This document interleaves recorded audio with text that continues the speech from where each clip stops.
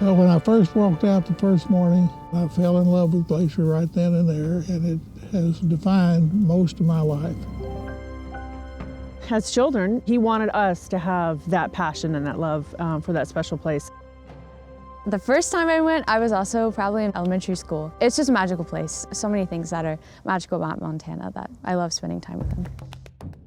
I've probably hiked almost all the trails, and there's about 750 miles of trails, and I never get tired of it. It's really his touchstone. It provides him with this sort of peace and tranquility that allows him to go do everything else that he's able to do. It was the anchor to my soul. I love Texas, but Glacier's my heartthrob.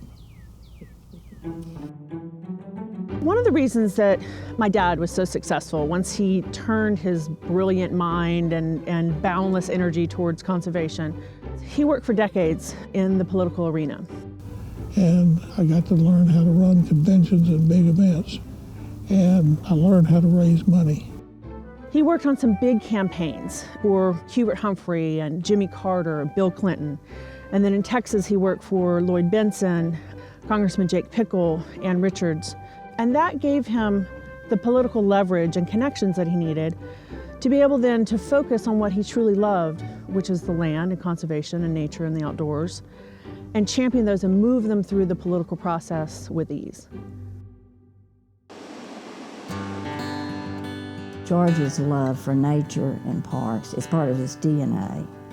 National parks, global parks, state parks, city parks, all of it.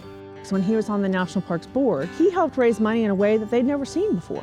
And that's one of George's superpowers, is the ask. When I got off the National Park Foundation Board, I went to see my friend Andy Sampson. He came to see me because I had known him for probably 40 years. And he said, I've left the National Parks Foundation and I'd like to help you. What can I do? And I said, M-O-N-E-Y. And that's kind of what got me into the state park deal.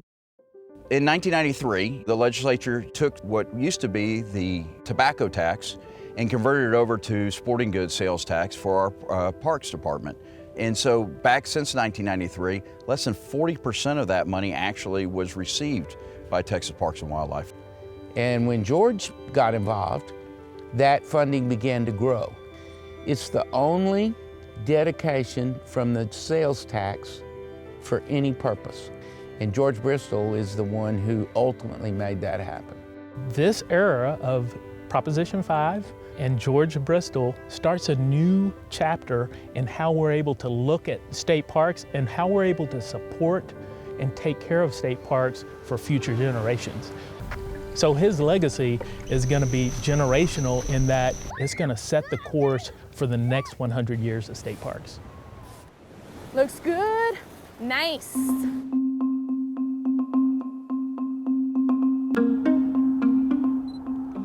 Well, George came to Fort Worth at an age when most people are retiring and dropping out or limiting their activities. And George jumped right in. Well, remember, George married Gretchen. That gave him instant credibility. He's been riding her coattails ever since he moved to Fort Worth. When George came, we thought, well, isn't that nice that she's married such a nice guy?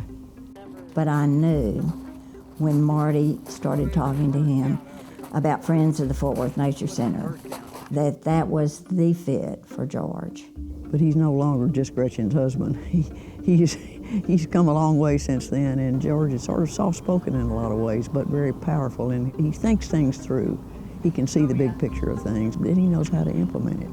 So I came out here with Marty, and we looked around, and I thought this was just a really wonderful place to have this close to an urban center. And I thought, well, I know where there's a lot of money down in Austin. I'll just see if I can go get us some.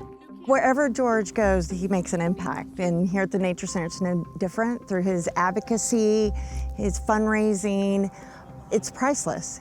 And when we look around at the Nature Center, we see the improvements and the upgrades. And so that project provided a new parking lot, restrooms.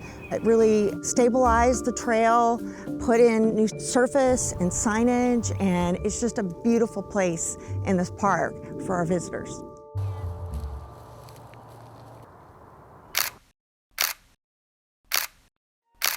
It's a wonderful perspective on a person who you normally only relate to politics and to legislative action. But the fact is, he's a much broader and, in fact, a Renaissance man because of his writing, his photography, and his poetry. Well, I'm a deep believer that you have to know the past in order to plan for the future in the right way. I think there couldn't be a better person to really illustrate and tell the story of the history of state parks, because it'll tell the story of where we've been, and it'll kind of lay the groundwork for how we move forward in the future. When I think of George's impact on conservation, I think of it as land. People are going to respect generations to come, and they're going to be very thankful for people like George to set aside these green spaces, these parks, and preserve them. From the mountains in Glacier National Park, all the state parks in Texas, to here at the Nature Center, and everywhere in between. He'll never stop. That's just not going to happen.